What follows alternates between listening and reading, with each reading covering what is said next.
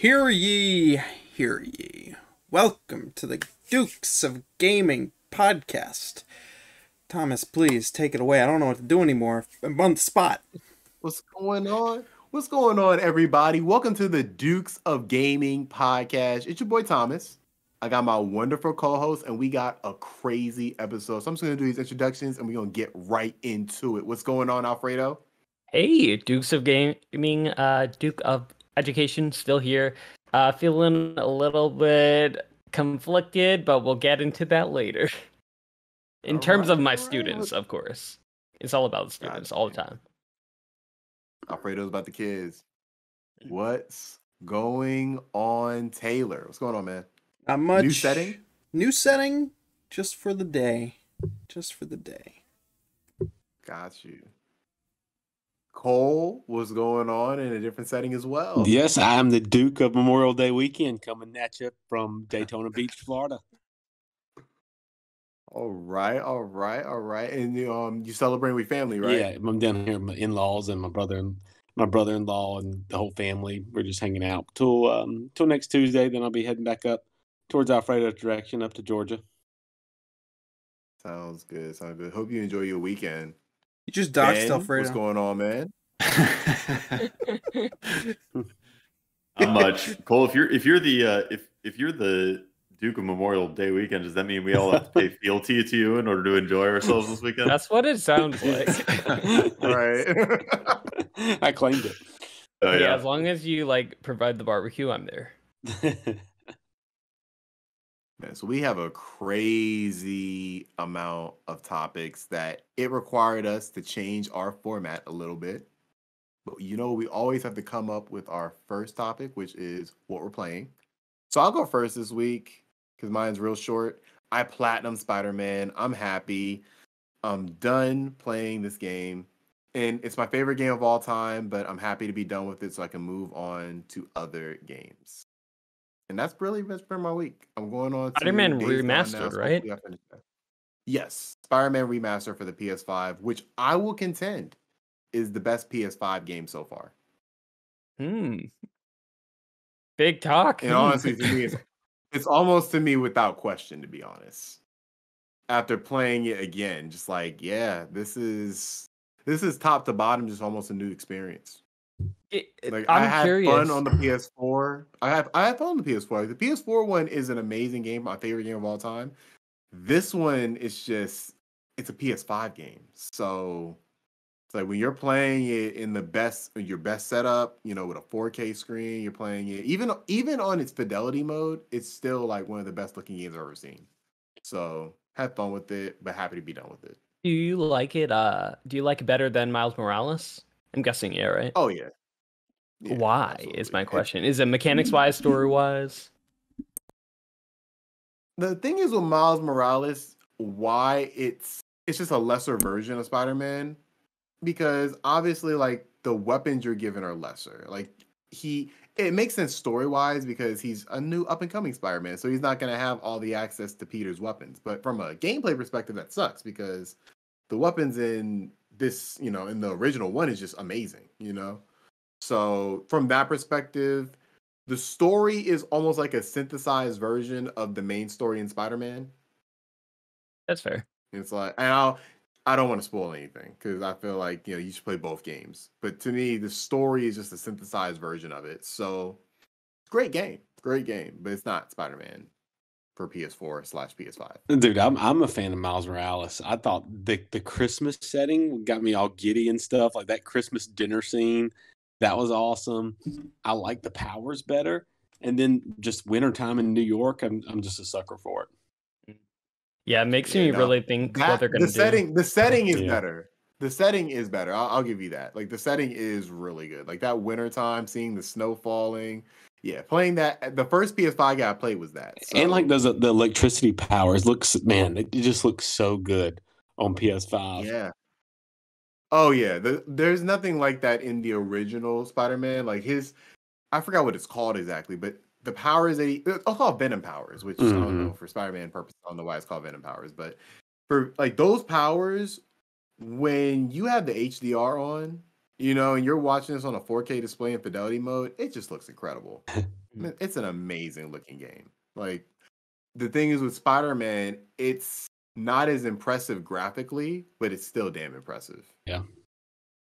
So I recommend both experiences. One to me is a 5 out of 5. The other one's a 4 out of 5. So it's not like, it's not like they're that different as far as quality. You're getting quality experiences with both, but I recommend playing the first one. Miles Morales was a much more condensed version of Spider-Man, and I thought that was a blessing and a curse because there were definitely like side.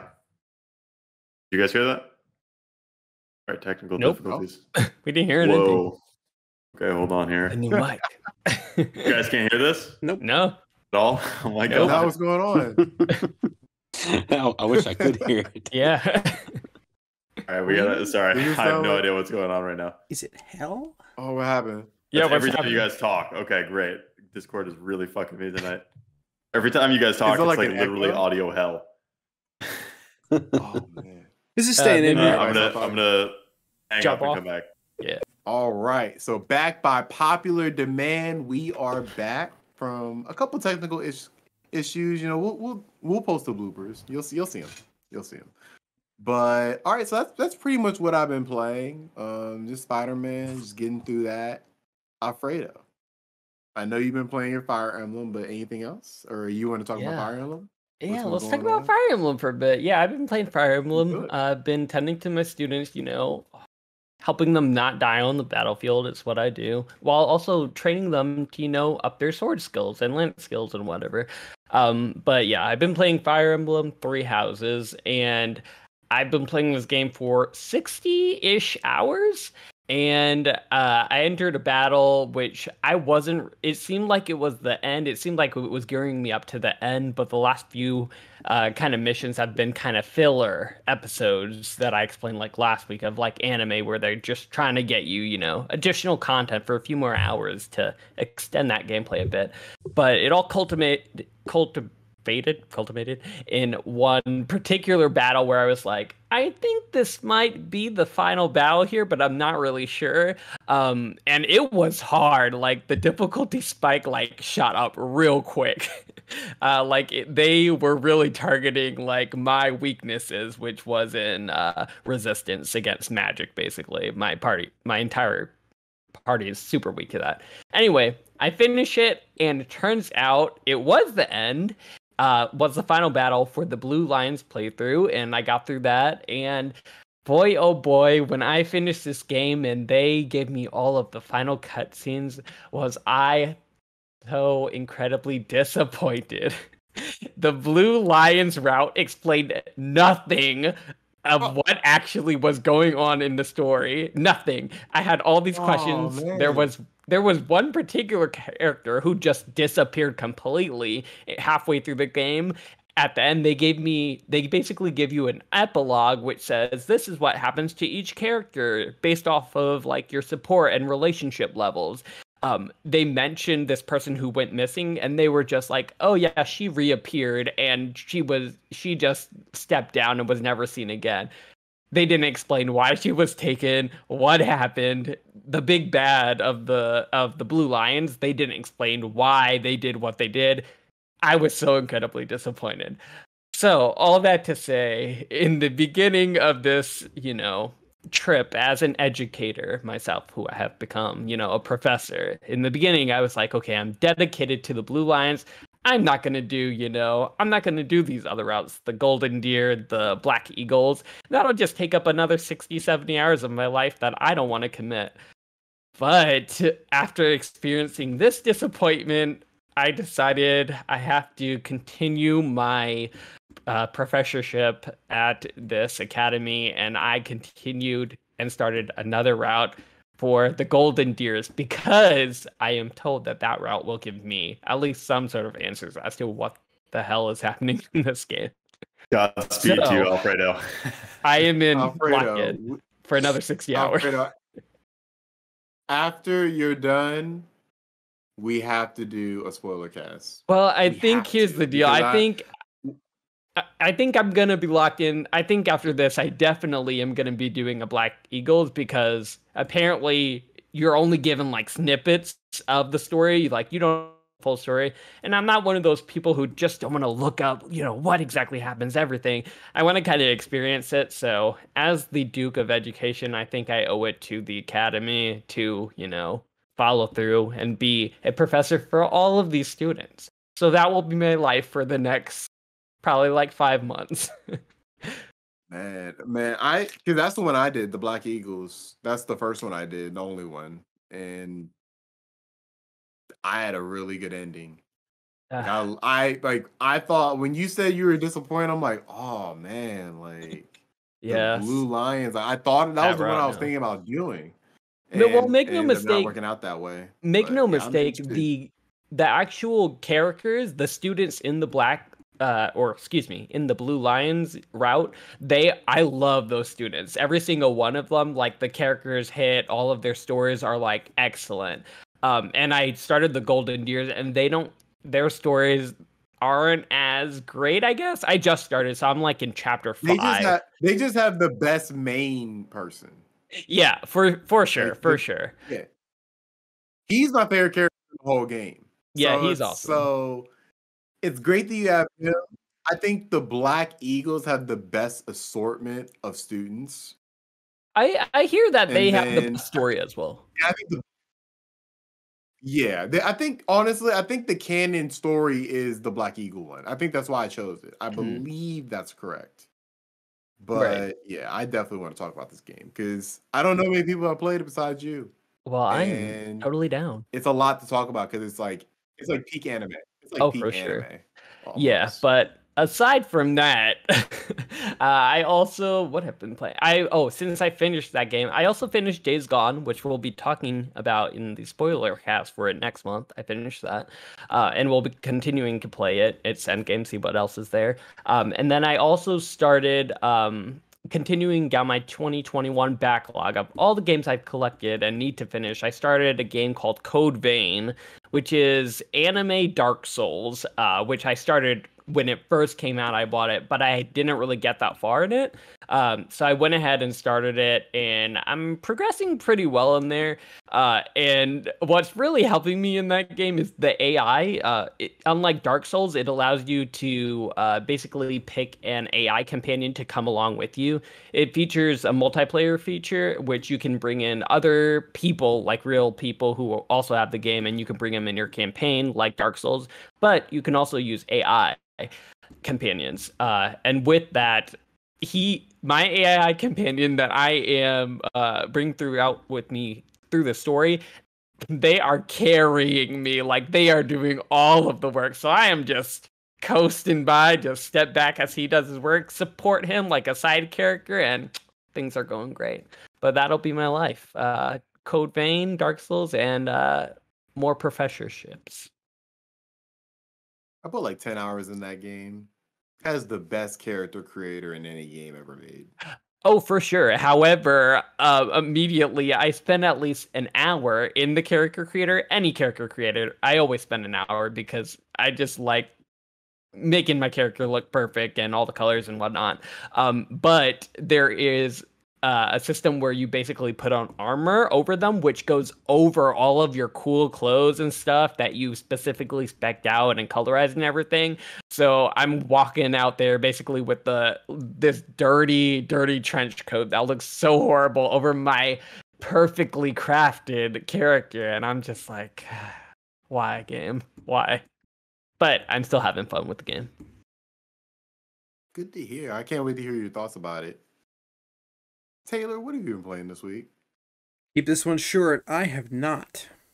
I haven't played a game. I have been working on an RPG, a dungeon crawling sort of D&D RPG book that I've been working on. I've been writing a couple stories for it, for the creatures. It's called Monster Care Squad. The concept of the game is little Pokemon-esque, but not at all. You befriend monsters, and you have to tame them in certain ways to gain access to all their abilities. Yeah, it is Pokemon. It's a really cool little concept. I don't know much about it. I've just been commissioned to write a couple stories for it and do some art for it, and that's what I've been doing. I haven't been playing a game, but I've been working on a little one. Monster Care Squad is going to be really cool. The company that makes them, a little indie company named Sandy Pug Games. Great people. They've started making a lot of little games that are a lot of fun on itch.io, and they've published a couple card games and board games now that are pretty neat. So, just a little thought I'd shout them out. Absolutely. That's all I've been up Dope to. stuff. Can't wait to hear more about that. Yeah, good stuff. Cole, what's going on? What's your We've had a short week this week since the last podcast, so I haven't got into much, and I've been really busy, and we traveled down here. I've chipping away at Rocket League. I played a little bit of Days Gone, but that's putting it off till later. So I'm gonna give my time over to someone else on this section this week, just because I'm kind of empty on it. I yield. I digress. All right. And Ben, what have you been playing this week, man? I am also playing Days Gone because we gotta catch the fuck up if we're gonna be able to do this. Dude, y'all are scaring me. Like y'all talking about how long this game is to start this. It's long. Just go. I don't want to tell you. Just look up how long to play, how long to beat. Just look at the time. You're like how. When you think it's done, it's how not. is this? It's like an RPG. What in the world? When you think it's done, there's another third of the game left. Yup. Right. Wait, are you having fun with it? Like, I really like Days Gone. I'm playing on New Game Plus, so I have everything upgraded. I have like all of the bases are at max loyalty, which means that I don't have to run side quests to get loyalty points with them in order to unlock main story stuff. So actually, I'm going through the game very quickly because I'm only playing main quests. It's a drastically different pace than the original playthrough, and I'll have deeper thoughts on that once we get to our book club. I'm excited to hear about that. I'm glad we'll have that perspective. Yeah, that perspective will be interesting. I didn't expect it. It was interesting because I started up the New Game Plus. The reason I did that was because I wanted to get the trophies for playing it on New Game Plus, playing it on the hardest difficulty and all that shit. Because I platinumed it, but there's all these DLC trophies. And the thing that really makes it go fast is that my bike's already fully upgraded. I already unlocked all the weapons, so I have the best weapons from the start, which means I'm just mowing through these early quests really easily. And all of those loyalty points are all of the camps are at max loyalty, which means that I don't have to do the side quests that allow you to unlock the loyalty levels, which let you get the proper upgrades, which let you move on with the main story, which is a big problem of Days Gone's pacing that we will dive into more in depth. Oh man, can't wait, and we'll have that sometime in June, so stay tuned. So our topics are very scattered this week because there's a lot we have to get to. But our first topic is essentially going to be me just listing out some games, and I'll list out what's been released, or at least as far as announced goes. And if you want to stop me and we can talk about it, we can talk about it. If not, we'll move on because there's been a lot of games that have been announced. First, to start off with, Pokemon Excellent. Is it Excellent Diamond? I think it's Brilliant Diamond and Shining Pearl. Yes, yeah. Yeah. So that has a release date of November 9th. We saw this game earlier, maybe like a couple months ago, but now we actually have a release date. I'll say, so my quick thing on this is I'm glad they're making these because I want to play them, and I was of the age when I came along where Pokemon was like I've just missed it. I missed the wave. Like I was going into the more mature games.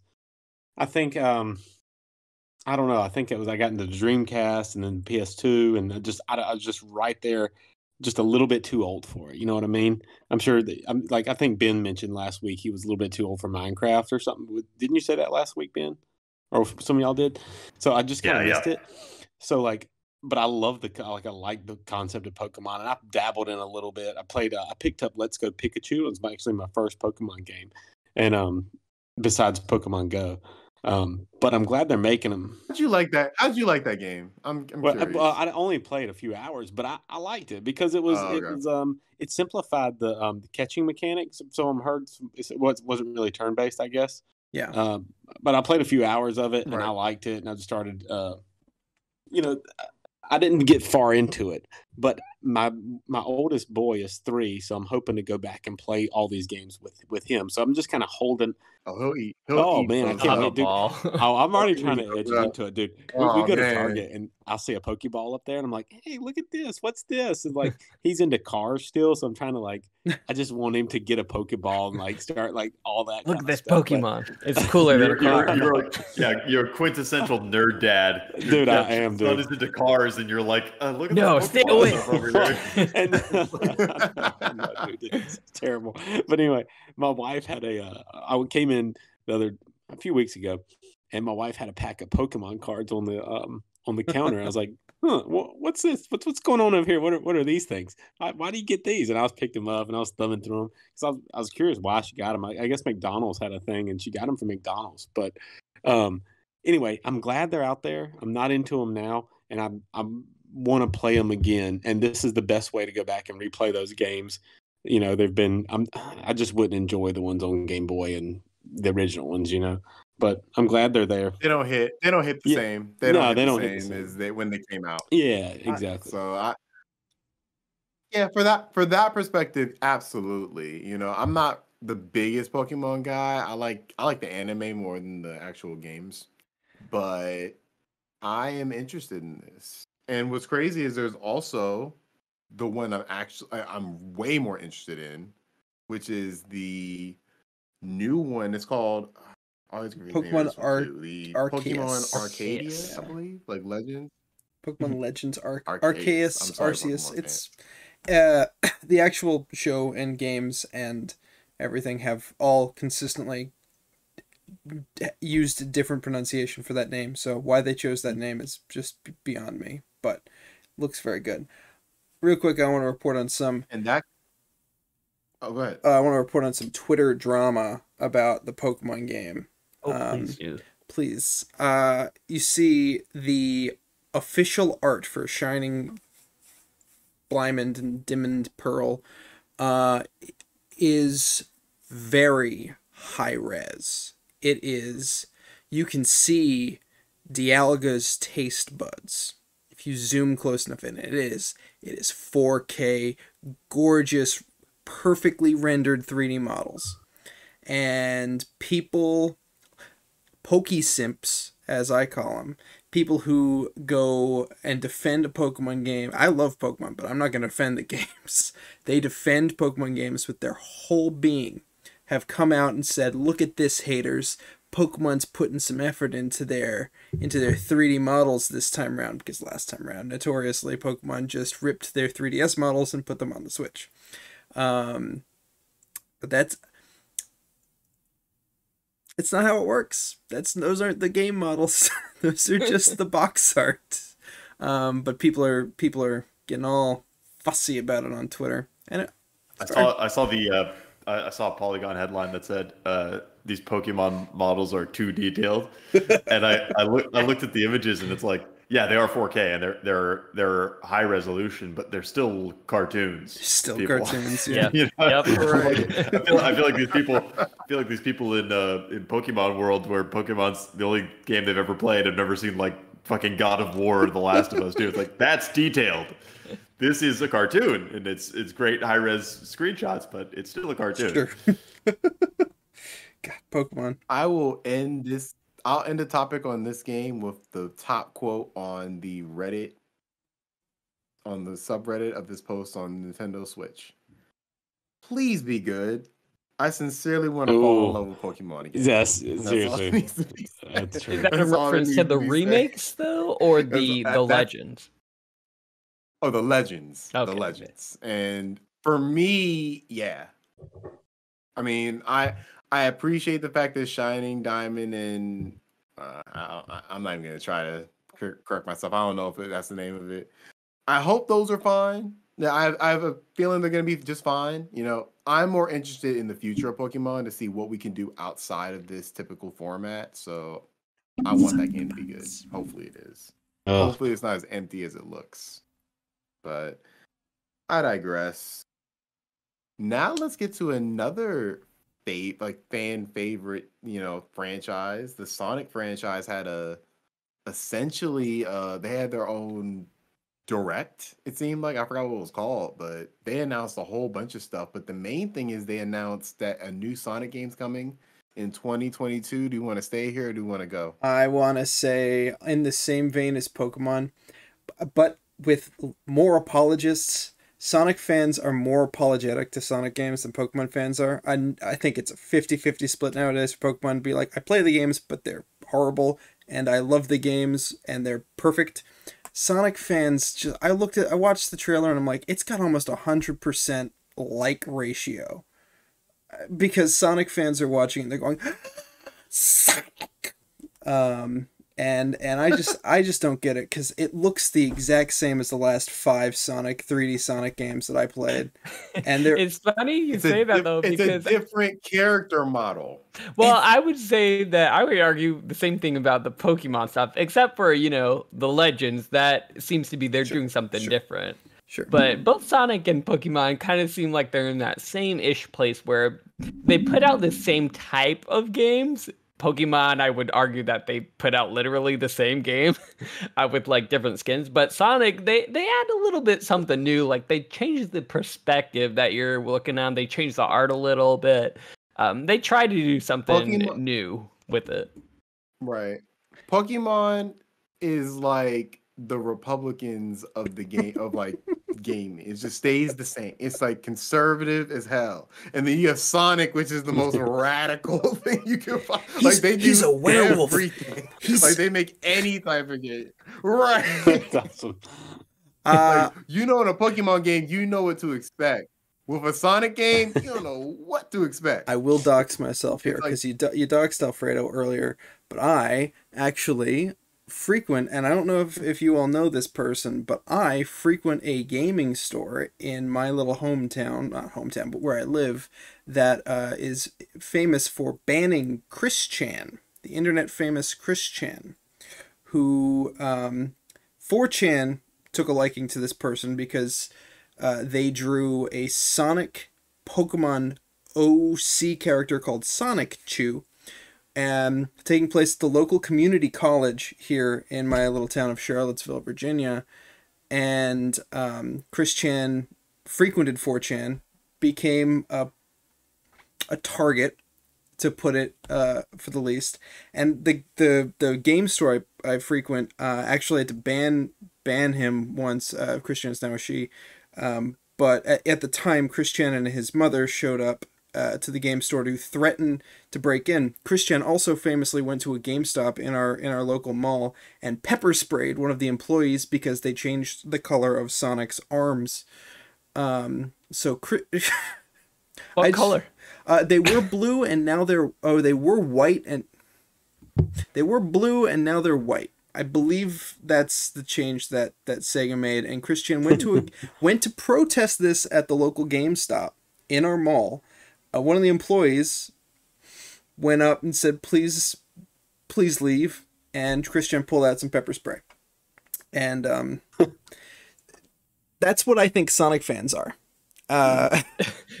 Of all places, I mean, GameStop probably wouldn't be the place to protest, seeing as how they would not, they aren't Sega. They don't have anything to do with Sonic. Chris Chan is also banned from a Walmart in the town next to mine because Chris Chan went into Walmart with a Sharpie marker and wrote an HE in front of Xbox on all the Xbox displays. So it just said Hexbox.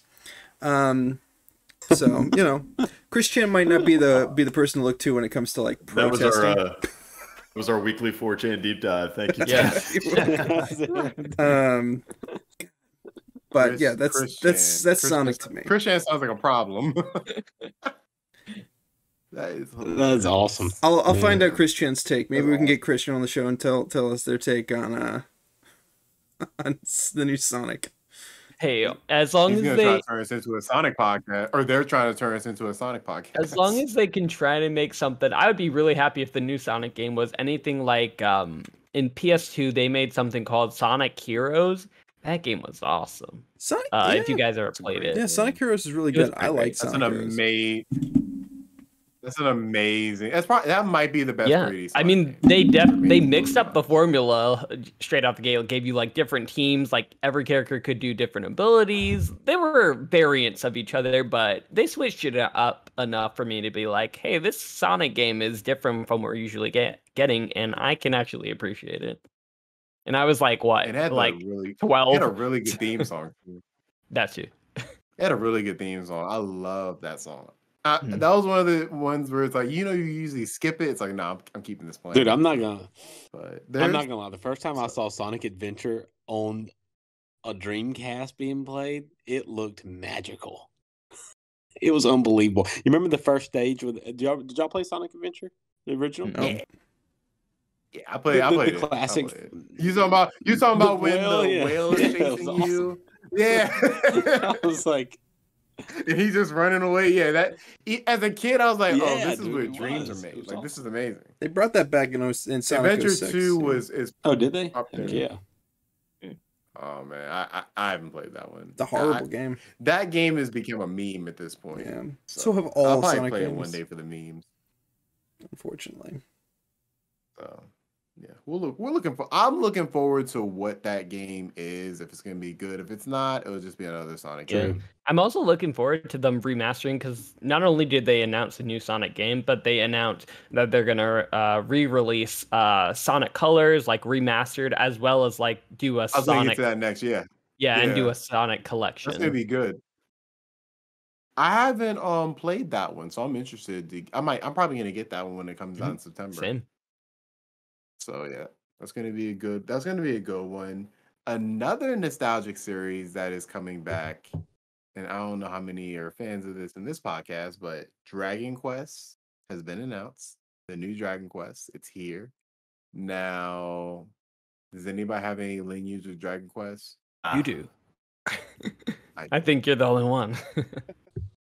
So I haven't played every Dragon Quest game because there are 11 of them. And they're long games. I've played 3 of them. And all 3 of them have been amazing. So I just expect this to just be more amazing.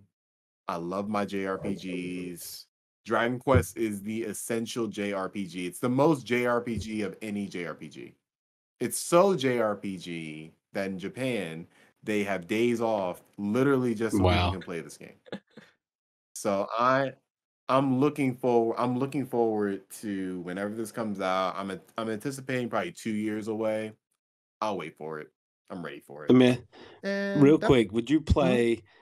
So I wanted to jump into a JRPG like recently, and it was between. I was trying to make my mind up between Dragon Quest XI and Ni no Kuni.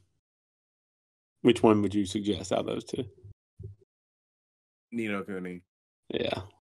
Not to say that Ni no Kuni is better than Dragon Quest. Not to say that. But Dragon Quest is as JRPG as you can get. And I feel like Ni no Kuni takes a lot of different elements from games like Kingdom Hearts, like Pokemon. And I feel like it's just a better overall experience for somebody who's not used to that JRPG style. So if it depends on what you're looking for, of course. But if you are looking for something that's more familiar, I would say Ni no Kuni is probably your best bet. The first one. Quick question: Does I never played any of the Dragon Quest, but I have played Ni no Kuni. Does Dragon Quest have a more active time battle where you're like hitting X and they actually hit when you do it, or is it more time based? It is literally turn-based. You have a move. Okay, cool. It's as basic as it gets, and that's a blessing and a curse. Because once you get into some of the Final Fantasies, it's like that's not the case for a lot of them. Dragon Quest has never changed. That's always been the formula. So it's it's more formulaic, but at the same time, it's like the story and all of them is so good. So Okay, got ya. Yeah. But yeah, can't wait. Can't wait for Dragon Quest 12.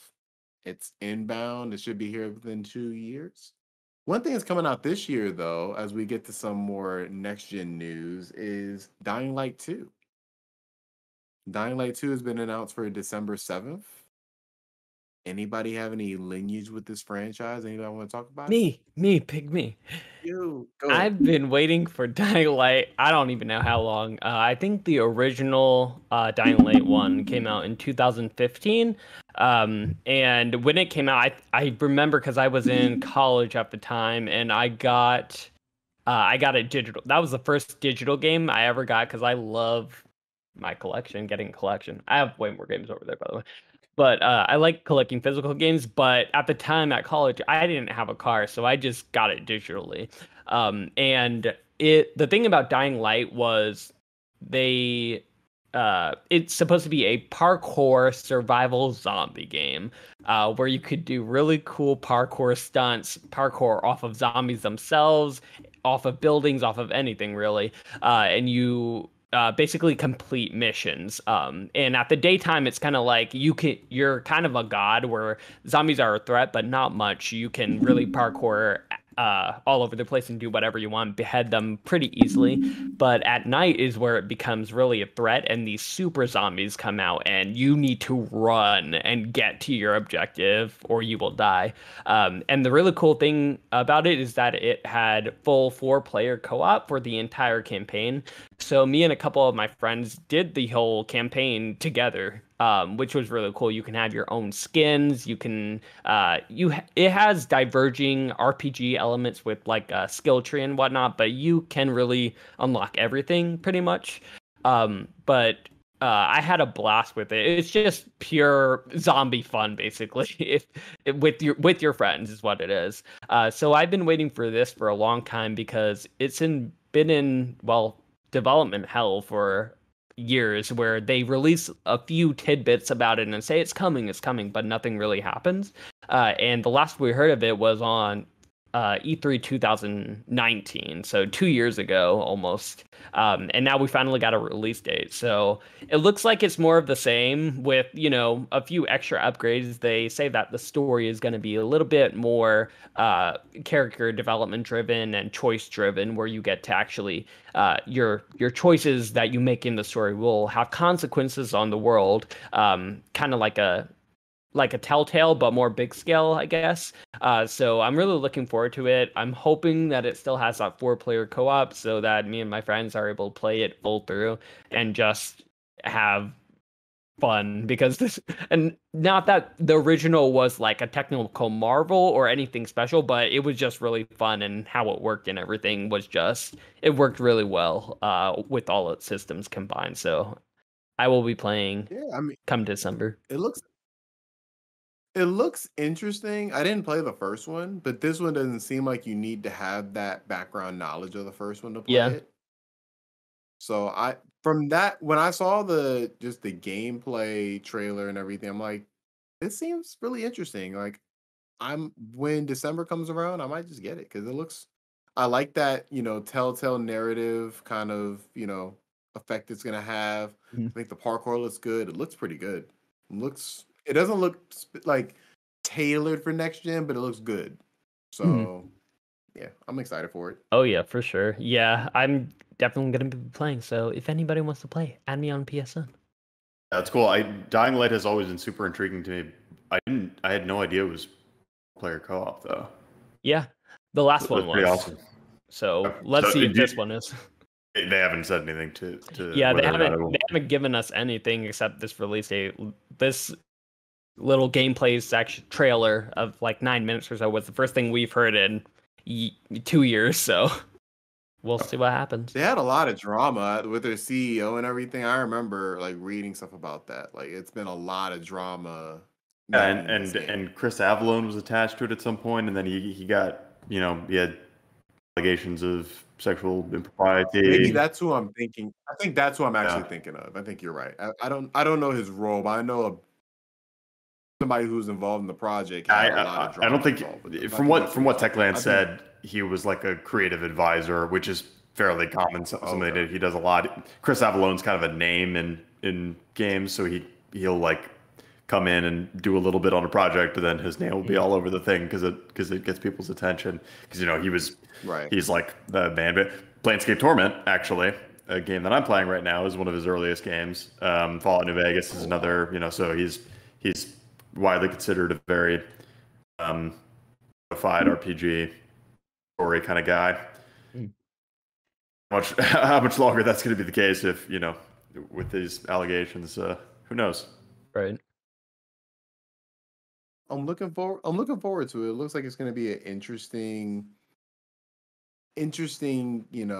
next gen game. It's going to be, we're still kind of in the early days of next gen, so anything you can get, And then the next game, let me just look at my list really quick.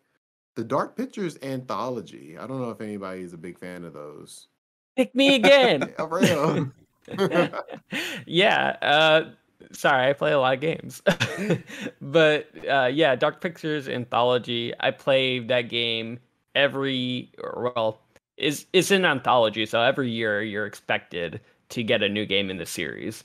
And off that alone, I'm impressed by it because I feel like I see a Dark Pictures something every single year. Well, it's interesting because at first, when they first released Dark Pictures Anthology, and for those of you who don't know, this is a series of game that I forgot who's the developer, the Until Dawn developer. Who was that again? Supermassive. Yes. Supermassive Games. It's basically an anthology that Supermassive Games is releasing to be like their horror narrative genre type of games where they just release a bunch of like these shorter experience games that you can play fully co-op that are just meant kind of like a movie night, just for like a good one-off experience, like $30, something to get your feet wet. That's really fun with your friends. And when they first announced it, their plan actually was to have these games release 3 games per year. At least, is what their plan was. That's what they announced. And clearly they have not been able to, that was far too ambitious and they haven't been able to make that. So I think that what they did was shift to, so far they've come out with 2 games in this anthology. And what they're doing now is like 1 game per year around Halloween, which is perfect because they're horror games and people just eat it up around Halloween time. So the really cool thing about these games are they made these completely co-op, which is co-op online, and they include a code where I believe they include a code where your friend can have it for free and you get it. Correct me if I'm wrong. But basically you and your friend are 2 different characters, and you guys are having completely different points of view, completely different things happening at the same time, and these and you have to basically work together in order to survive the horrors that are coming toward you. So the next one, they always do a kind of like a sneak peek at the end of each of their game for like a short trailer, and I think they try to get these big names attached to them. So like they say, oh, look, like this person from the real world is in mocap as our actor. And I think the next one is going to be Ashley Tisdale as like the main character. Their last one was like the guy from Bandersnatch. I can't remember his name. Yeah, that guy. Yeah. Yeah, that guy. So they try to get like at least one, and the last one was Sean Ashmore from like X-Men, like Iceman. So they try to get at least one so people can eat it up and get it more into mainstream. But they're not perfect games, but they're good. I didn't mean to interrupt you. This is the same series as Until Dawn, right? Yeah. Yep. They made Until Dawn. Same universe, right? And Until Dawn had what's his name? Rami Malek. On his name. Yeah, and Hayden Panettiere. Yes. Yeah. Are you saying Ashley Tisdale from Zack and Cody? I sure am, from Disney Channel. Yep. She's the main character. Incredible. Well, main, because they switch characters every 5 seconds. Sure. So she's in it. That's incredible. Wait, Alfredo, there's no couch co-op on this one though, right? No, they didn't do couch co-op. It's online only. I think it would be cool if it was co-op, but they, without going into spoilers for the anthology, the first one in the anthology, there was absolutely no way they could do the story that they did with local co-op because you can't have both people experiencing both sides of it. Exactly. It would give away the twist that they're trying to do for the first one specifically. Cool. So yeah, it's just kind of a bummer because I would love to play these, and it's funny, the way I played Until Dawn was college in a dorm room full of a bunch of other people, and we passed the controller and we made the decisions, and it was Yeah. great. Same thing. It was a great Well, experience. That's The the cool same way I thing- played it. That the was the cool best. thing That was is- the best experience for that game. They still actually do have that. So they have a co-op mode, and then they have like a movie night mode where you can do that, where you literally pass the controller, and each person picks a character to be for the night, and you do it that way. But with the co-op, you get to control 2 players at the same time instead of just one character. And sometimes those characters are in completely different places and doing completely different things. So it adds like another layer of, oh, this person is doing something completely different that affects me, but I don't really know. And all you have is really each other's, if you're on voice chat, like communication between each other to go off of. But I think it's really neat what they do with it. And I'm looking forward to all of the installments that they have coming. That sounds awesome. Yeah. That does sound awesome. I might have to check it out. And I just read this, and this has nothing to do with what we were talking about, but I have to say this. BioShock 4 is using Unreal Engine 5. Surprising, yeah, because Unreal 5 just came out in early access, right? And I assume the BioShock game. I don't know how to away. I don't know how to feel about that, because does that mean that it's farther behind in production than we thought? Yeah, I assume it's still really Good point. early. Yeah. Yeah, because I mean, I don't know. I assume they've had access to it before the announcement, but I don't think it's been that much time. So yeah, that's surprising. I just read that on Reddit, and I was like, yeah, I gotta say that. Are we ready for topic of the show, or is there any other games anybody had in mind they want to talk about? I think this should be game of the show. Specifically because we mentioned couch co-op. Human Fall Flat with couch co-op is something I'm looking forward to immensely, because I know I've been missing having people over. So I've been missing couch co-op games for a long time. It was one of my favorite things about the Halo series, was being able to play with multiple people on one screen. All the games I played when I was a kid were mostly like multiplayer, and you just sit there and have fun. So I'm really looking forward to doing something with people post pandemic, and Fall Flat was a game I enjoyed a lot when it came out. So Is this gonna be a patch? I think it's just a patch. It's got an open world. There's an open world game mode and couch co-op. So I'm looking forward to that. Interesting. Is it called Fall Flat? Human Fall Flat, yeah. Which Human Fall Flat. it was a little tussling fighting game. That was Kind of like Gang Beasts, right? Yeah, it's just like Gang Beasts, but Try to fling your friends over the edge of the that world and kill them. weird quap sort Oh, of that sounds like cool. hand movements. Like every single movement has a button. So, but Interesting. That sounds cool. I just want more. I just want more couch co-op games. I agree. Yeah. We need more couch co-op. Need games. more couch co-op games. I just remembered. Completely didn't look this up. Just memory of a rabbit. Elephant. It's out. It's already out. It's out now. It's already out. Download it now. PS4, PS5. Download it now. Nice. Download it. We'll all be downloading it. Is it how much? Is it like an expensive game? Like 60? I think it's like 50. Gotta be Cut. Gotta be lower than that. I think mean- it's like an indie game. Yeah, I think it's. Like 20, I think maybe? it's 20. I think it's 20. If it's 20, I might. If it's 20, I'm because that's how you Yeah, describe it. I'm Human like, Fall that Flat has actually been out for sounds pretty years. interesting. Yeah. Mm-hmm. It's on the Switch. It's been out for quite a I while. never heard of it. Yeah. There are parodies of it on the Switch. made in Unity. It seems like a Switch game. Does not surprise me. Yeah. All right, so now we're here at our topic of the show. There's one game that has been announced that, not to say all the other games fall flat to it per se, 'cause I'm sure there can be a lot of games we're talking about who might have even come out even better. But this is the one that got a lot of hype this week. Sony announced that they are doing a state of play to show off gameplay footage of the PlayStation 5/PlayStation 4 exclusive Horizon Yeah. Forbidden West. mhm. Got it right. Let's go. So, has everybody watched Oh, yeah. the trailer? Yep. Is it just me?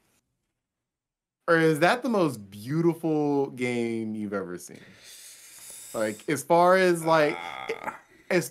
just like the art, the like I don't know how to describe it. Just like how vibrant When they went everything is. underwater, whew, Yeah, that the underwater bit, that was it was beautiful. very nice. That's honestly mostly what I'm talking about. Because like before that, I was like, this looks really, really good. It started off like at the first when you saw the first dude, the black guy with the beard. I was like, this looks fine. This looks fine. And then they start exploring the world. And I'm like, oh, this looks really good. Then you see Aloy. I was like, oh, she looks really good. And then they take it out cutscene and just go into just gameplay. And I'm like, oh, that was seamless it looks the exact transitions. same it did in the The cutscene. visual looked Right. beautiful. Going back to what Right. you said though, I was a little taken aback of how they started the state of play with the first person scene of the black guy just laying down, kind of coughing. It felt to me like, oh, wait a second, is this? And then we saw Aloy, and for a second I thought initially there were rumors of co-op for this game, so I was like, oh, are they trying to do some sort of co-op thing now? And then it turned out to be no, it's just like a cutscene type of thing. So I was a little disappointed. But overall, this thing looked beautiful and it looks so fun to play. I'm a little worried. This game looks beautiful. It definitely does, but I think it looks beautiful for a AAA game. I think this is where AAA games are going and need to go. I don't know if it's beautiful just because it's got like the best quality graphics and the best elements and the best structures. I was looking at some of the structures and some of the models they used for the structures, and they looked kind like there was a set number of textures I think they had. They all look very good, but I'm worried that like later in the game it's going to start to kind of blend together, because it's that's In not terms that's of not a like bad thing. reusing assets. Reusing assets, it's gonna start to like be like, all right, I've seen this already. I've seen that. It's a similar feeling I have with the Far Cry games, where I love the Far Cry games, but the further you get into the game, the more samey it feels. And I'm just like, the first one felt like that. right. little I think all the Far Cry games, except maybe 5. 5's the first Far Cry game I played where it took me a while to feel like things were samey. But that's just my That's the case initial. in a That's lot. my. It's Yeah, just that's how a the good- That's games a good work. point. So as beautiful as this game is, I think it's beautiful for a AAA game is, because it's not really. I mean, it's stylized in the sense of the cool Mesoamerican dinosaurs. I love that style. But I don't know if I just call this game beautiful. I'd say it looks amazing. It doesn't artistically. It looks great, but it's not. That's I don't know. Let me backtrack. It looks amazing, but I think it's. I got no ending for this. I think you're making too cautious. I think I get what you're saying. Like I get what you're saying. I don't necessarily agree with it, but I get what you're saying. You're saying it looks amazing, but it's a AAA. It's like AAA amazing. Yeah, it's Kinda, right? Like- super realistic. It looks expensive. It looks expensive. It looks very There you go. expensive. But what Thomas is getting at is that it's beautiful in the sense that like it's the tropical like postcard, just it's beautiful in that sense. Like I'm a sucker for those kind of games too. Like Uncharted 4 had some really pretty like tropical settings. I felt like and like real lush, and that's what Horizon. The first one blew me away was the jungle area. Do you remember how like the brush and the foliage just looked so good? And they kind of took that and applied it to like a tropical setting, and it is, man, I love it. It's all I love. But I think Cole makes a good point though, because and it's funny because I played Horizon and I played this game I'm about to talk about at the same time, and Horizon is technically a more prettier game, but I would not say it's prettier than Breath of the Hmm. Wild. I would say because Breath of the Wild is And Breath of the stylized. Wild, like a game like that is right, and it's working on way less powerful hardware. One of the first And yet memes. the art style to me makes it look a little better. One of the first memes I've seen already coming out of this is what's the main character's name? Aloy. Aloy. Yeah, Aloy. Aloy. When guy wakes up at the beginning and she's right in front of him, the meme is she looks horrible, like almost like Mass Effect, Uncanny Valley. Uncanny Valley. I disagree. I think people just don't remember what people look like, because you look at me straight on, I look like a ugly motherfucker. But when I turned my face, I'm like, oh, look at this is my good side. When she turned her face, she looked good and normal and regular. And I'm like, that's just because it's a very hyper realistic rendering of a woman's face, and people don't look great straight on because it's not a place you look at directly all the time. You tend to try to avoid looking at it all the time. So That's true. And I think the I feel you, but also I think. Go ahead. it's just hyper realistic, and I think that's the hyper realism in this game is amazing. This is the first game I've seen that didn't fall into the uncanny valley for me. It actually looks real, to some extent. I obviously, you know, I'm not a mole rat. I know the difference between real life and a video game, but it's very, very impressive. But that also makes me a little bit cautious because we know for a fact that this game is coming to PS4 as well. This isn't a PS5 exclusive, so they have to kind of, you know, make this game work on a PS4, which is not as, you know, capable in terms of graphics, in terms of a lot of things, primarily graphics, for just the game. So I'm a little bit worried of, you know, if the PS4 version will hold this game back a little bit. We saw PS5 footage and gameplay today, so we shouldn't be worried about that for if you have a PS5. But if you have a PS4, how is it exactly going to hold up? I'm sure it's going to look pretty nice because the first one looked pretty great, but you just won't get that much. I'm cautious because, you know, they can't customize everything to PS5 specs. So it's holding it back a little bit for what it could be. I've been very up and down in that debate because for me, I feel like a game like Ratchet and Clank, right? That's PS5 exclusive. Like for gameplay reasons, that can't run on PS4. But I think that look wise, you can make a version of that game that just looks worse. You know, I think there's something like Horizon. I don't think it doesn't seem like it's going to have a mechanic like, you know, multiverse that is going to require the SSD. So I think from a looks perspective, I mean, shit, what they showed off at the State of Play, I'm like, this is one of the best looking games I've seen. Like maybe not the best, but it's up there. And it's also going to be on PS4, so I'm not really worried about it from that perspective. It shows me that it's probably not going to have any. I'm worried about it because features. I think it does hold back what they could do. Like, I don't know. To me, it didn't look open world. Did it look open world to you guys? Yeah, it'll be open world for sure. You think so? Yeah. Because the first one was open world. But that would be the biggest disappointment of all what time. What made me think it wasn't when she opened that map and it showed like San Francisco and a few other red dots around. Like it looked like it might have been like some sort of hub world. Like you travel to those places and you got like mini little kingdom type things, you know, like mini open world. I didn't pick that up. Okay.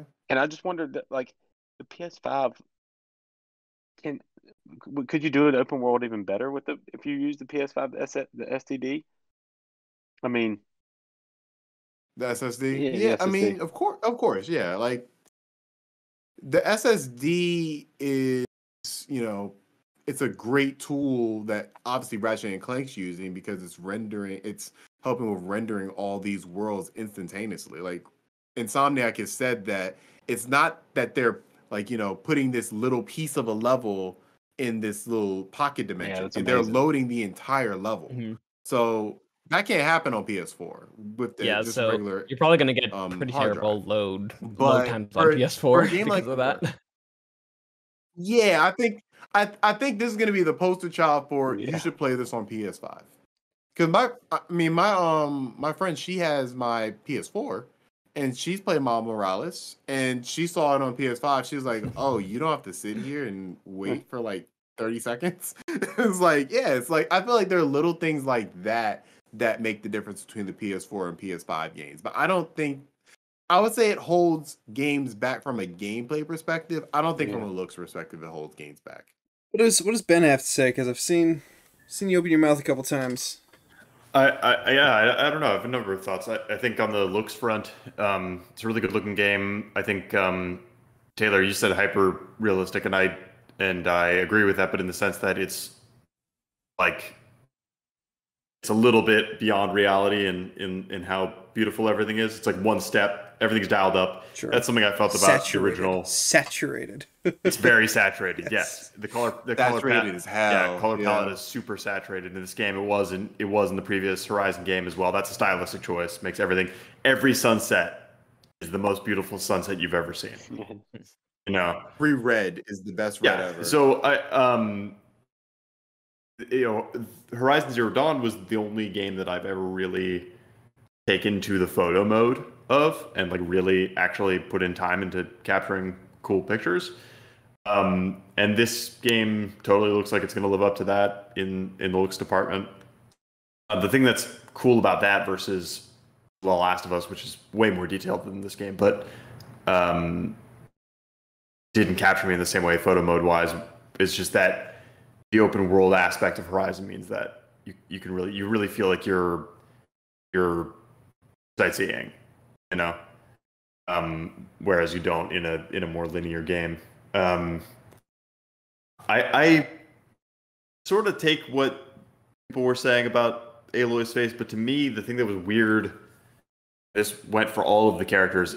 Everything felt over animated to me, facial animation wise. It felt a little like an animated movie, where the cutscenes, right? yes, in the cutscenes when they're Yeah, I talking, agree. everything's I just like agree. a little bit too expressive. I think Guerrilla. Pixar, like a Pixar Yes, movie. exactly. I think Guerrilla took to heart the criticism about the facial animation in the original game, which in the dynamic dialogues, which we did not see any dynamic dialogues in this trailer, so they might still be rough. But like the lip sync that they had was pretty rough, and the emoting was pretty bad, and everything was pretty wooden with these characters you were having these dynamic conversations with. So I feel like they're trying to steer pretty hard in the other direction and like really make it shine. But that's a pet peeve of mine where things are like overacted. Like Tarkin in Rogue One is a really good example of this, where he's so lifelike and he looks so good, but he's too twitchy. Like he's moving around way too much. And you watch episode 4 and his face does not jostle around like that. And he doesn't have these, he's not always in motion. I overdid it. Yeah, it's over animated. That's how I think of it. So I was definitely feeling that. I want to talk a little bit about the gameplay though.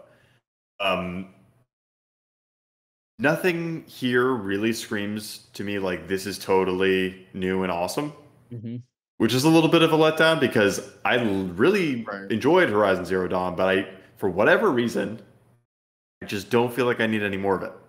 I felt like it was a good one and done. I don't.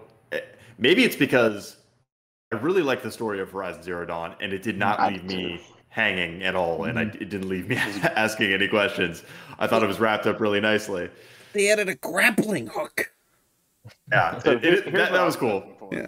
Here's what I was hoping for, dude. I was hoping for this huge open world, almost. So, you remember the comparisons with Horizon Zero Dawn and Breath of the Wild? They came out the same year. They came out like a month apart, and they actually went with the glider. You saw the glider that they just janked from Breath of the Wild, but I wanted something kind of like, which is it still could be something like when she got on the mechanical dinosaur and was going somewhere. I was wanting her to, I don't know, I wanted her to have like a little, I wanted it to be like, I'll put this, what was the name, the Zelda game that was on GameCube?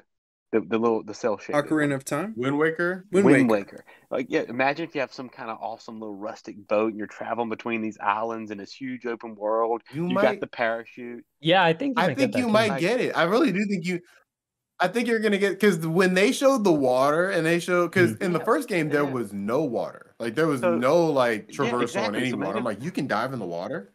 I'm like, yeah, they're probably gonna have like boats. I think it's gonna be open world game still. And I think you're gonna be traversing these areas through water, kind of like a water world type feel with these like huge boats and cool things. Like, I don't know. I think that could be the gameplay difference that would really get everyone excited. Why do us gamers obsess over water?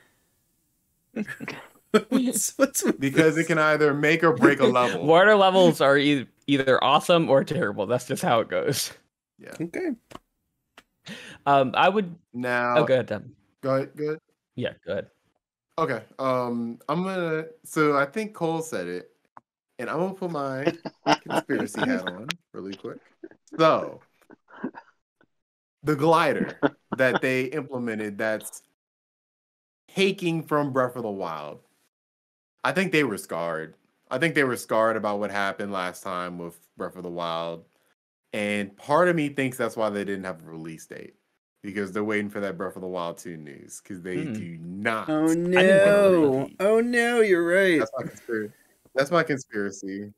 Because like Ben said, because that game's coming this year. They might. You think Breath of the Wild 2 is coming this year? I think it's coming very, very soon. I think if you're releasing Switch Pro, you have to have Breath of the Wild 2. Yeah, that's fair.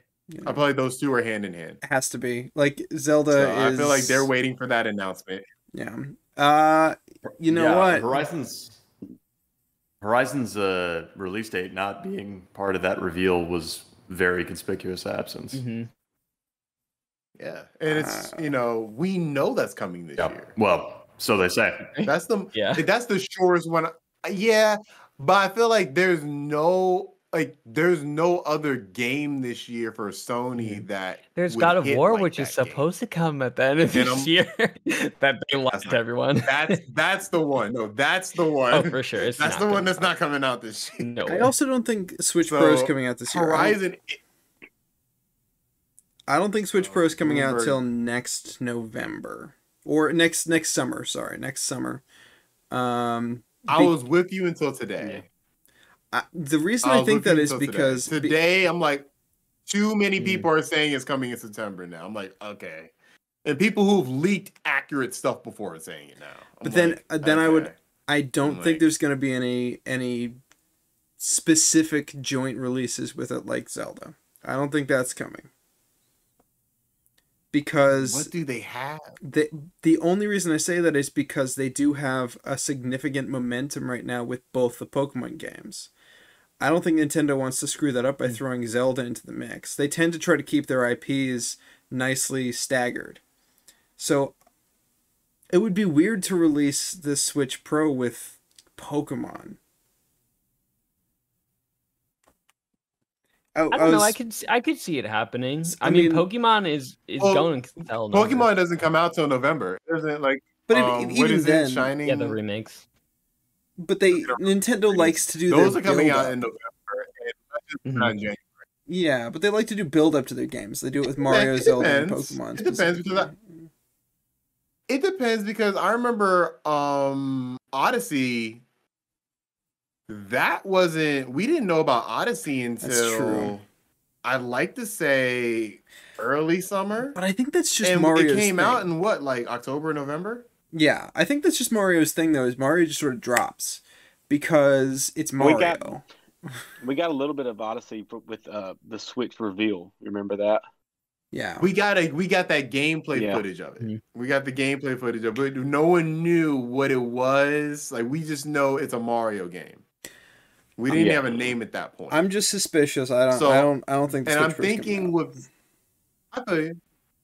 suspicion is warranted with Nintendo. Because they're the one company who we don't know what they're going to do. They're the one company you can't pigeonhole them. They're the wild card. But if the Switch Pro comes out this year, it has to have something. It has to have something. It's not going to be Metroid. So if you think that Switch comes out, let's say September, like all the rumors are saying so far. Mhm. You're thinking Breath of the Wild comes out with it in September as well? Is that what everyone's kind of thinking? I don't think Breath of the Wild's coming out. Not this year. I think it's coming out next year, but not this year. I think I can see it coming out this year if the Switch Pro comes out this year. Maybe not day and date. But I can definitely see it coming out this year. I mean, this year's almost over. I mean, I know they were on different consoles. Y'all, we got E3 though in like a week, and Nintendo's gonna be there. That's true. I think they're gonna announce it for next. They summer. gotta. They have to have something. That's what I'm saying. There's literally. I don't think there's anything on the slate besides the Pokemon game. I think. Which, while they're Nintendo, they're not like Nintendo. Like they're not their first party games. Animal Crossing 4K. That's the only trepidation I have. I mean, regardless, I think Hyper-realistic. honestly, Dogs I think it will could go come away. out alongside the Pokemon games. I know it'll still sell gangbusters. They will both sell. That's but what I'm like, saying. Like, I don't think they're gonna eat each other's sales like that. You know, I think that the Pokemon fans are gonna buy Pokemon regardless. And if they want to get Zelda, they're gonna get Zelda as well. I don't think it's gonna take the sales away. I Because still. Breath of the Wild 2 is just it's too hyped up. I still think. October is going to be day and date. Breath of the Wild 2 and Switch Pro this October. That's my Calling prediction. it. That's my Could see it. prediction. If the Switch Pro comes out this year in September, like people are saying, I think how they advertise it is bundle that Mario historic Mario pack, the 30 years of Mario, whatever, 35 years of Mario pack in it. It comes with the Switch Pro because look at our history has built up this. They'll do some like super spectacular like history of Nintendo leading up to the Switch montage, like they did for Pokemon. They did a very very nostalgia baity Pokemon trailer for the 25th anniversary of Pokemon. It's like Right. some real nostalgia trip to sell the Switch Pro. Like look at this. I think it'll come out by itself with some Mario bundle, and I think Pokemon Legends Arceus, because we saw how rough and how few frames a second that thing ran. I think they say 15. if you want the true Pokemon Legends experience in January, buy the Switch Pro this Christmas. You know what, Taylor? You just convinced me, and they're such bastards. That's exactly what's gonna Hey, happen. you know what? They're You guys such know- bastards because you know that's what's gonna Look, happen. back to what Thomas initially said. Horizon Zero Dawn didn't drop a release date because they're nervous about Breath of the Wild. Breath of the Wild has completely derailed this conversation, and Nintendo took it over. So it's just straight No, kudos you to don't- your Damn point. you, Nintendo! You're right. Kudos straight to your point. Look, it's completely derailed. That was our topic of the show, and we have transformed into Breath of the Wild 2 and Switch's Pro, which is it comes full circle back to your point. And good move by them. They're probably going to delay it till next year because they know that the Pro is coming with Breath of the Wild this fall. I think The thing is, if it's 2 months apart from Breath of the Wild, I think Yeah, they'll be I think so, too. fine. It's the fact can't be like, on top they of each just, other. I think they just need Nintendo to announce that date. As soon as they get the date, it's like if Breath of the Wild comes out September, Horizon's coming out in December. Like they just need like just a gauge of when this thing's coming out because they do not. They must have a number of how many sales they probably could have gotten if Breath of the Wild didn't come out in the same stratosphere of it. Because while they're different enough, there probably is a lot of crossover there. and you know what? And we all know who but won. but as far also- as the sales of that. We'll get. I want to give Sony some credit because Sony is a more mature studio, a more mature company than Nintendo. Breath of the Wild, I think, sold so well because it is loved by all ages. I could It's a broad game. yeah, It's very. yeah. It's a Family game. mainstream game. 10-year-old Fortnite players will play it, and 50-year-old classic gamers will play it, and everyone in between. And Horizon has a demographic that it's catered Yeah. to. But also, Breath of the Wild would not have sold the numbers that it sold if it was not the best thing you could get on the Switch when Yeah, the yeah, Switch yeah. arrived. Yeah. You know, it's attached Yeah, to the it was Switch. It was pushed almost 1-to-1. It was everyone Yeah. everyone buys Breath of the Wild with the Switch for the first Mhm. couple months of the Switch was- existence. That's it was actually a great actually point. it was actually two to I remember that, 2-1 at one point, where there was literally more copies of And Breath of the now it's going to Wild be than the best actual thing you can Switches get out in on the straight. Switch Pro. Indeed. October.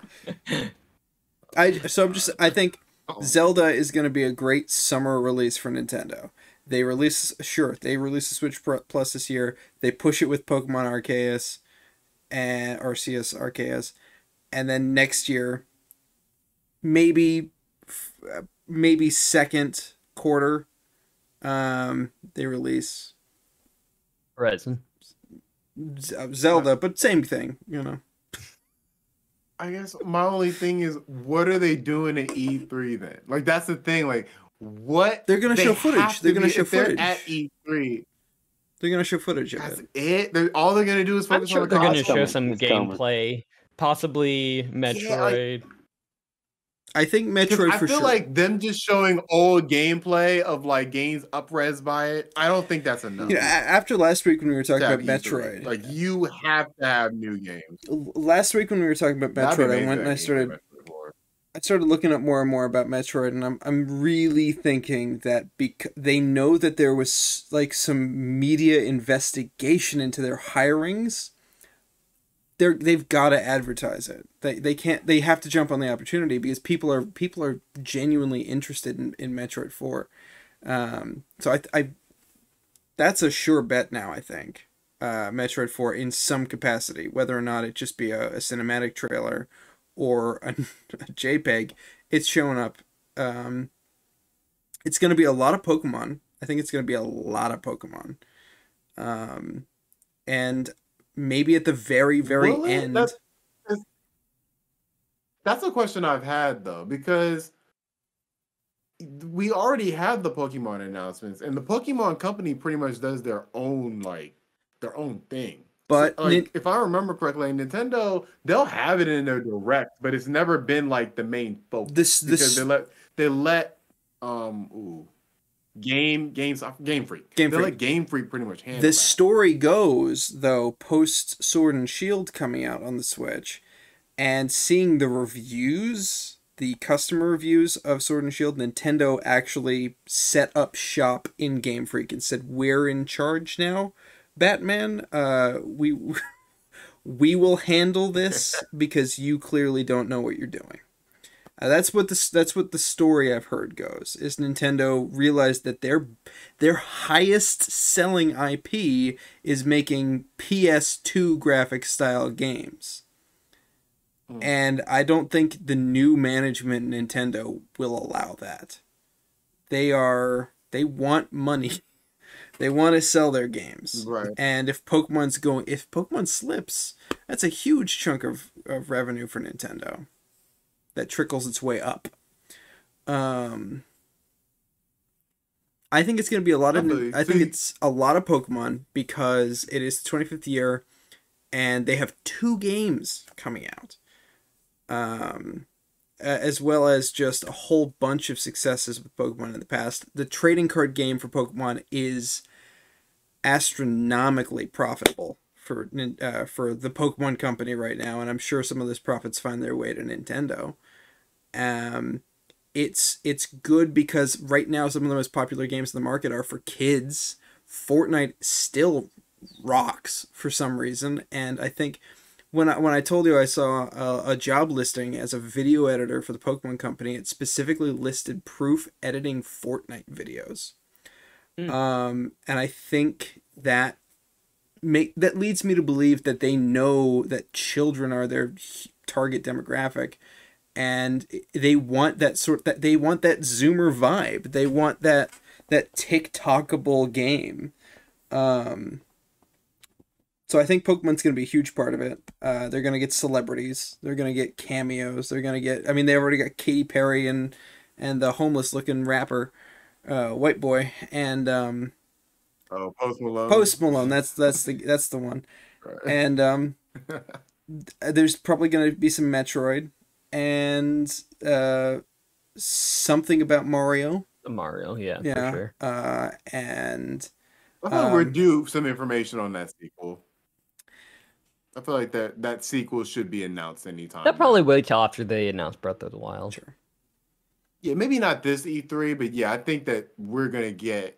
It's just that 2017 run to me was almost historic of what they did, of how they were just announced the console, announced that Breath of the Wild is a console. I remember that wasn't even confirmed until like a couple weeks before the console even dropped, and that drop sells gangbusters. Then they announced Odyssey. Drop, sell gangbusters. You know, it was such a crazy run that now whatever they do, I'm like, you know, here's whatever the they thing. do, is I kind of trust them. Even though it's Nintendo. Hearing us talk right now, I'm realizing that we might be thinking too much into this. We want a lot out of Nintendo, and it's like Cole was saying earlier. We were talking about some game that's coming out on the PlayStation 5, and now we're talking about Nintendo, and it's just because it's just over it's Horizon, it's just beyond the horizon, and there's so much potential. See, Billy Games is watching our podcast. So like, the double entendre there was amazing. Here's the thing, guys. So for me, who hasn't grown up with Nintendo, I've stated much before. I don't feel the same way that most people feel the same, or most people feel about Zelda in particular. And when Horizon and Zelda came out, Breath of the Wild, I was actually one of the people who liked Horizon more, simply because it was more my style. The story hit, as opposed to Zelda, which had more of a looser story. Doesn't really have a story, but you know, doesn't hit. For me, it's more Zelda is more of nostalgia. And when Horizon hit, it was a new IP that brought all of these new mechanics and new elements and new story into the gaming ecosystem, and kind of brought new life into what was PlayStation. This was a new IP that really caught my eye. And I'm one of those people who I don't really like open world games that much, like Grand Theft Auto, things like that. Those games, anything open world, I don't really like that much. But something was really different about Horizon, and it was, ironically, the robot dinosaurs, the awesome robot dinosaurs that came in, destroyed the world. It brought something new. The mechanics that they had that were just, you against these giant robot dinosaurs. It was just something new and, well, breathtaking for me. And I enjoyed it a lot more than I did the Breath of the Wild. So kind of bringing it back to Horizon 2, Forbidden West, what I'm looking for is kind of what Ben was saying, he's cautious about is more of Horizon. That's kind of what I'm looking for, more Horizon, just like Zelda. Zelda always gives you more Zelda. It's the same exact game, but with more Zelda and different mechanics. Right. That's kind of what I'm looking for with this next Horizon game. I want more of that world where it gets me a little bit more story, just deeper lore into that world. And for God's sakes, please fix the terrible melee combat that you had in the first Horizon Dawn game, because it was so bad. Like, it did really look better. Bad. It did look better in the gameplay better. trailer. Yeah, I was very happy with what they showed. Everything looked better. It legit looks like a sequel in terms of everything that was, I can consider like a minor flaw. They seems like they fixed.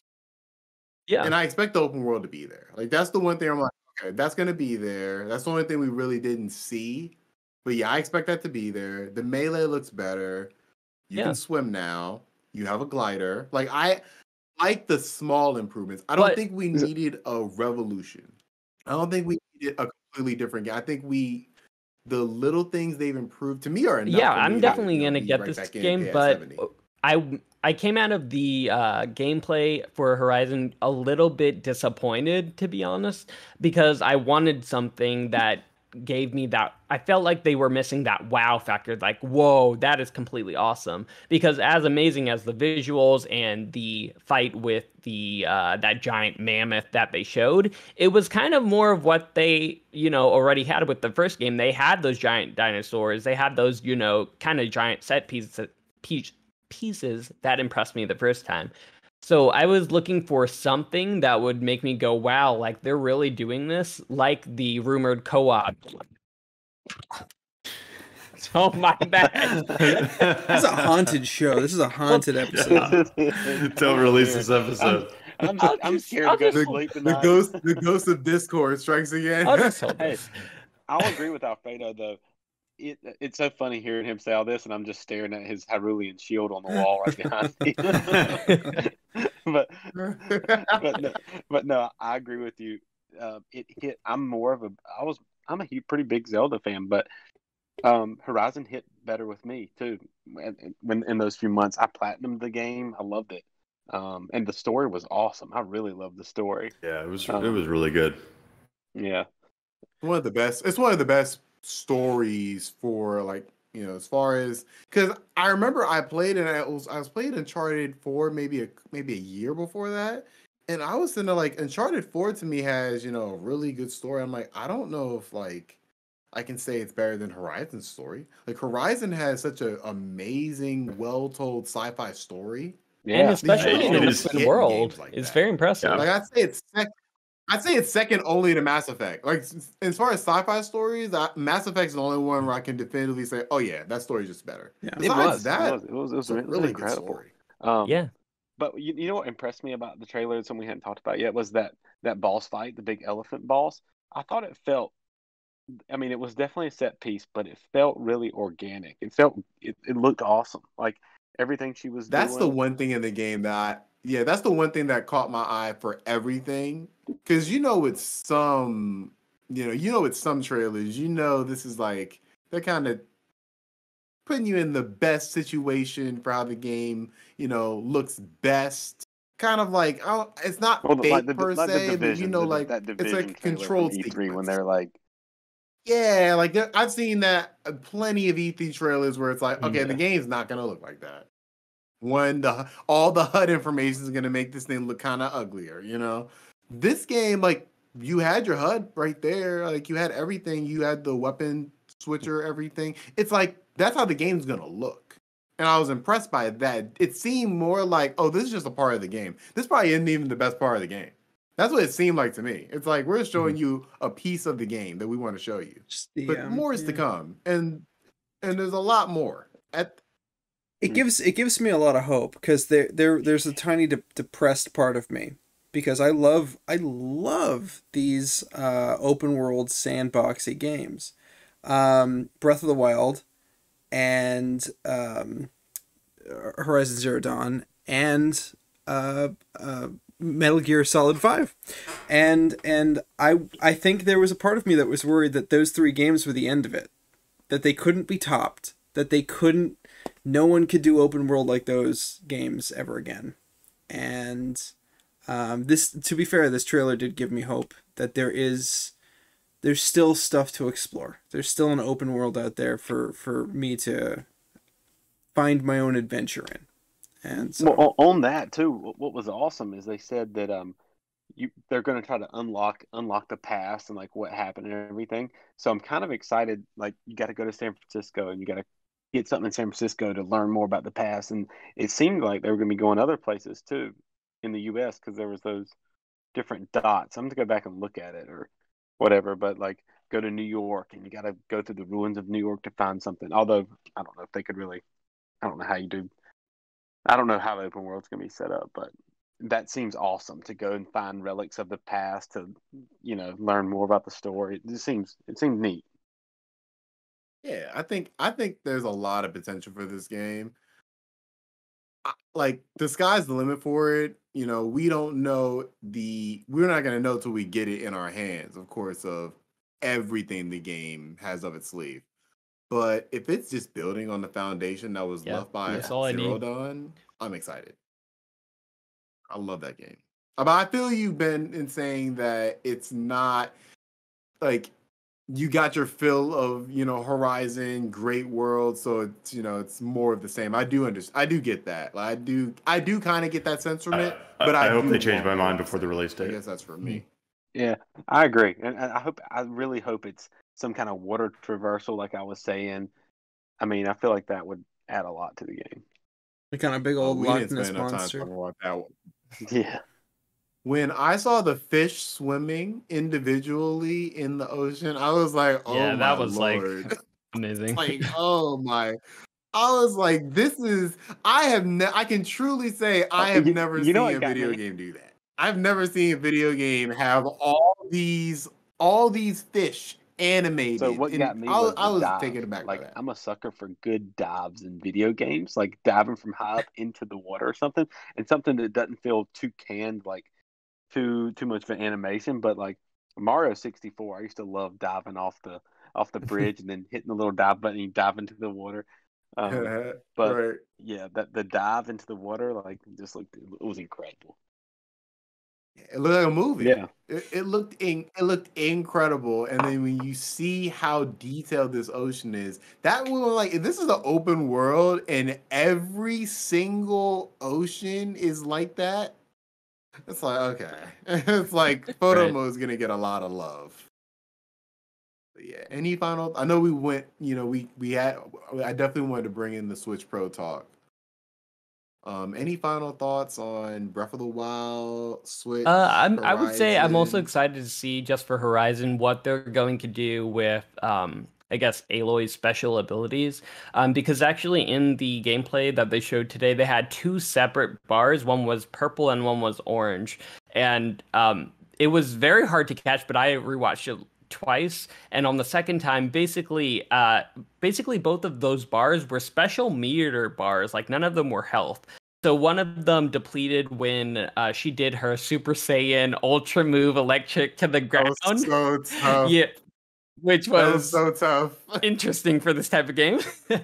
I thought it was I cool. wasn't expecting it at all. I was like, it was the zoom in, like she was about to do a Kamehameha. I was It like, was this is it was interesting like, for this type of okay. game for sure. But the purple bar depleted almost completely when she did that, and it replenished when she continued to hit.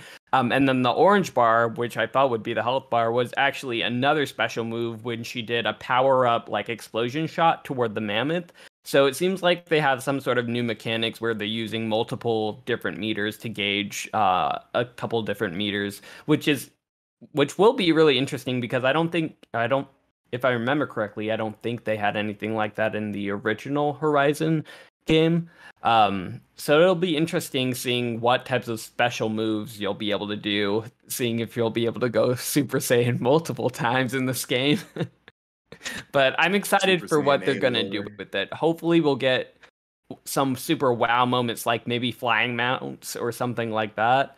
But yeah, I think they do need something that'll really make it take off and just for players to say, wow, like this is like what gaming in And see- 2021 or 2022 is Exactly. about. And I think that's why we're a little bit critical on it, because it's either going to come out and it's going to be, wow, this is beautiful and this is great.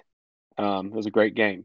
Or we're going to say this is just unbelievable. It's a masterpiece. They pushed the envelope. This is next generation gaming, blah blah blah. And it's frustrating for us to watch it and think that they may not hit that, you know. See, and that's the thing. I don't put my expectations there because I don't think it's gonna I hit wanted that. to.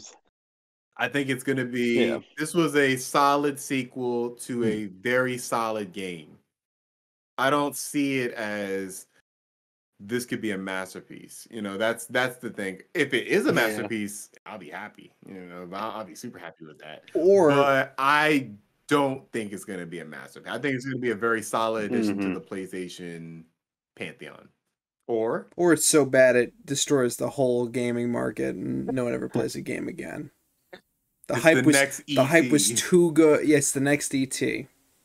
Imagine that. Imagine a world where Horizon Zero I feel Dawn. like the next ET. I feel like you have to have a crazy amount of hype to be the next ET. I feel like Breath of the Wild failing would be the next ET. Sure. Probably. Yeah. Like that would be pretty devastating. I don't know how I feel about that. But I do want to ask, so who thinks that Breath of the Wild is going to come out first, and who thinks Horizon is going to come out first? Horizon. I think Horizon's coming out first. Horizon's definitely coming out first. I think Breath of the Wild's coming out first. I think wherever Breath of the Wild is announced, Horizon's coming out maybe a month and a half or 2 months before, unless it comes out in September. If it comes out in September, then all bets are off. But I feel like y'all convinced me. Okay, it probably is not going to come out in September. It's probably going to come out if this year, like I November. think it's gonna be that February release, which like case- the first one. I'm gonna Was I'm it gonna February? pray and Like hope like it comes out February in release, September. I think. Was it? It was a spring. For what, Horizon or Zelda was Breath of the spring. Wild? Zelda was Yeah, spring. yeah. So it's Zelda was on March because it came out the same day. I Yeah, remember Horizon was being in February. line It came for out that. before Yeah. that, right? Yeah, you're right. Hmm. Yes, you're right. I think it's gonna come out in February. I thought you were saying Zelda came out. Yeah. February. Okay, gotcha. Horizon Forbidden West, I think, hits February again or March, and then the Breath of the Wild this fall. I think Horizon has to come out in 2021 because if it doesn't, we're not gonna get any PS5 games or any PlayStation would first they- party games. Why would they Yeah, release but the I don't fall count that 2021? one because it's not first party. Don't sleep on Arcane. Don't sleep on Arcane. But yeah, I feel you though. Like Horizon is like the For like, yeah, Sony exclusive, like Sony Studios, because Deathloop's not Exactly. a Sony Studio, PlayStation Studios game. So yeah, I do agree with yeah, you. They because have all the to have a PS5 owners are PlayStation just waiting Studios for the game next come out. one, and right now we don't have anything but praying that Horizon comes out. So I think they're aware of that, and they need that in order to continue their high Here's- momentum. Here's the question, Alfredo: are PlayStation 5 owners starving more than Switch owners? Though? That's a good question. I'm doing just fine with my Fire Emblem. I think that probably they are. The Switch has had a pretty consistent release schedule. Like, there's something for everyone on the Switch. Until right last now. year. Until last year. Last year was when things became haywire. Sure. Before that, I'd say it was pretty consistent. Well, even now, It's literally been since Animal Crossing. true. I guess the last game I needed for the Switch was Pokemon Snap, and that felt like it was a while before whatever. I forget what I bought before that. I think Pokemon Snap is more. That's like a AA game. Like it's not like Yeah, like if Super Mario Odyssey is like a AAA experience. Oh, I think that you're talking Pokemon about Snap's okay. like a AA. Okay, you're talking about just like AAA experiences. Gotcha. Like the system sellers. Yeah. You know, like I feel like it's been since Animal Crossing. You know what? I think Snap they've had a falls into system that because seller there's a huge crazy group of people who will pepper spray game shop employees over Pokemon Snap. So I think that might be a game seller, but I definitely Well think argued. Well argued. I got you. But I guess the game before that was also not even that. It was Mario, the 35-year Paper anniversary thing. Yeah. Oh, and then before that it was Paper Mario. So it's been a lot of middling games. Yeah, you're right. It's not been the AAA stuff. It's been So I feel like while they don't need to, because they're still selling crazy amounts. Like they don't need to, It'd be but nice. they need to. As always, we have our podcast within a podcast. I'm talking about Reminisce. And this week, Sure. Alfredo, Let me take it all away. take you back to a time where the world was simple. I was in college. All I had to worry about was studying and video games. And the year was 2014 question mark, I think.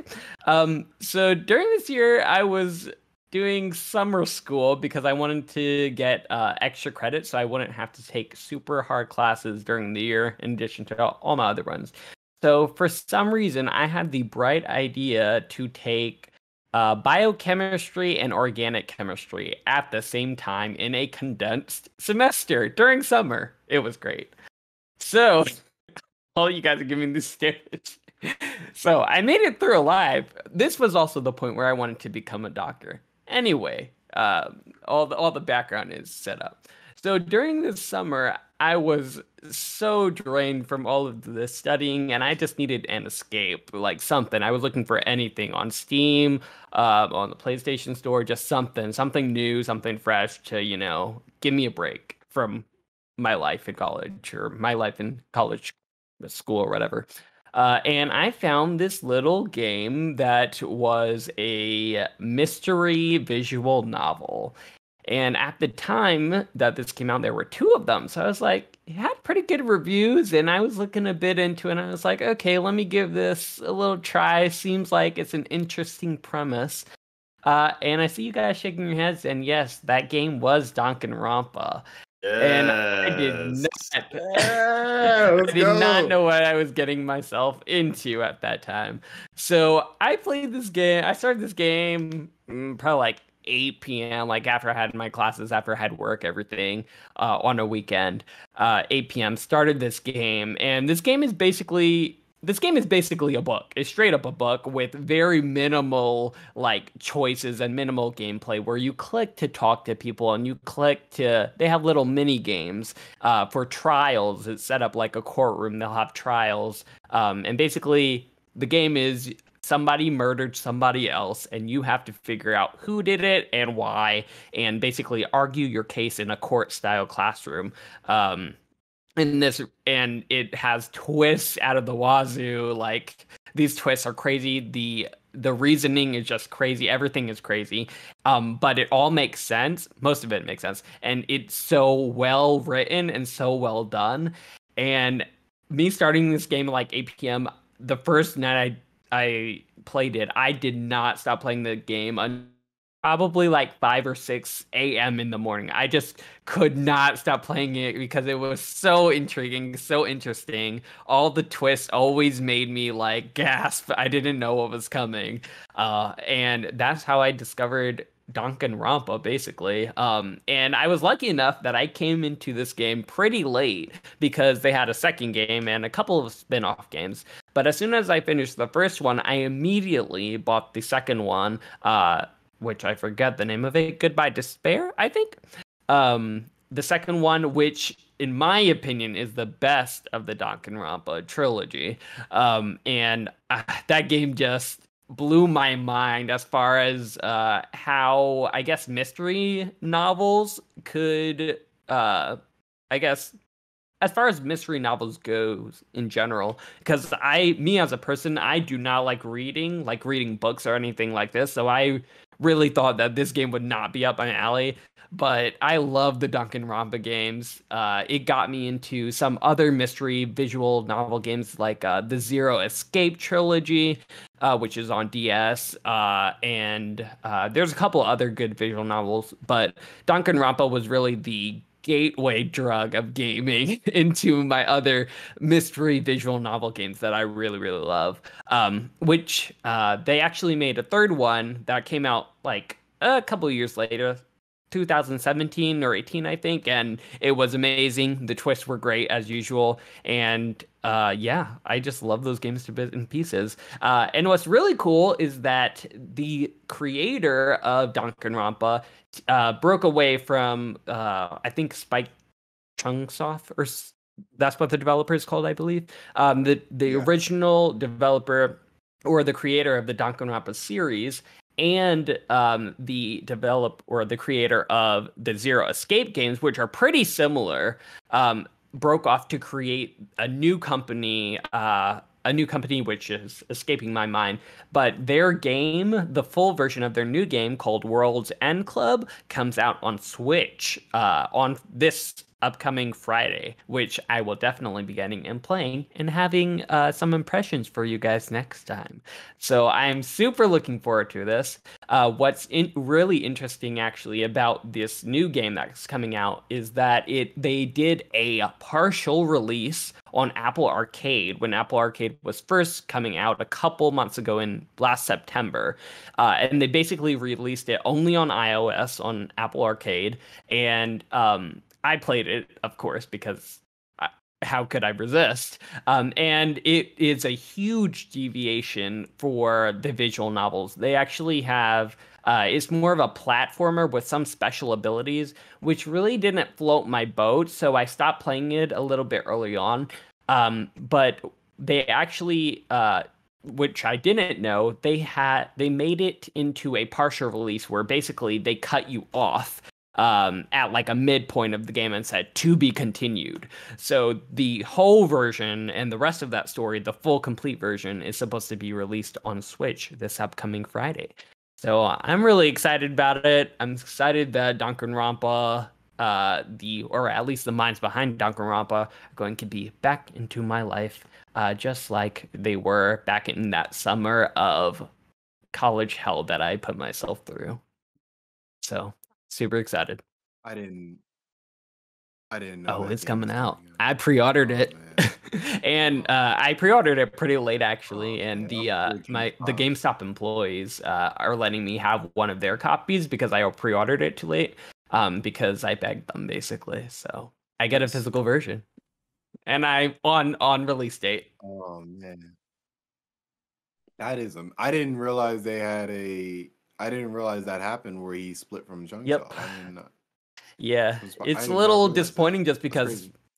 Danganronpa's kind of in this limbo world now. Like you don't know if you're getting a new one or when, Probably but dead. it probably is, but as much as I love it, I don't know sales wise. oh, for sure. It's for sure a cult I don't know- classic. That's definite.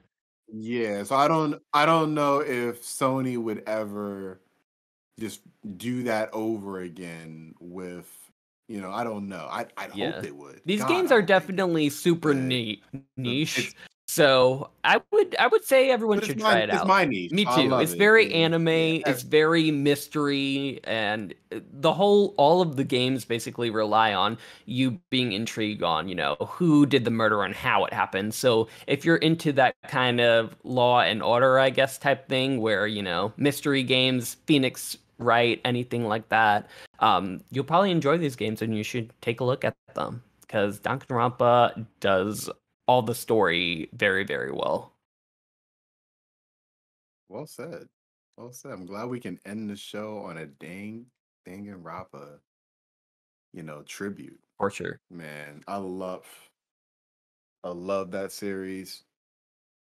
Any final thoughts before we take it home? This episode has been sponsored by technical difficulties from Discord.